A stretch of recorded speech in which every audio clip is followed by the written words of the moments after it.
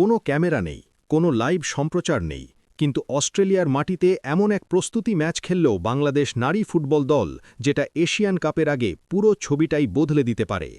ইতিহাসে প্রথমবার এএফসি নারী এশিয়ান কাপে খেলতে যাওয়া বাংলাদেশ দল অস্ট্রেলিয়ায় পৌঁছে টানা ৩ দিনের অনুশীলনের পর চতুর্থ দিন মুখোমুখি হয় স্থানীয় শক্তিশালী ক্লাব ওয়েস্টার্ন ওয়ান্ডারার্স এফসির। বিকেল ৪টায় রুদ্ধদ্বার এই ম্যাচে প্রতিপক্ষ ছিল মেয়েদের শীর্ষ লিগের দল, ফলে ম্যাচটি ছিল ভীষণ প্রতিযোগিতামূলক, চাপের আর গতি ফিজিক্যালিটির বড় পরীক্ষা।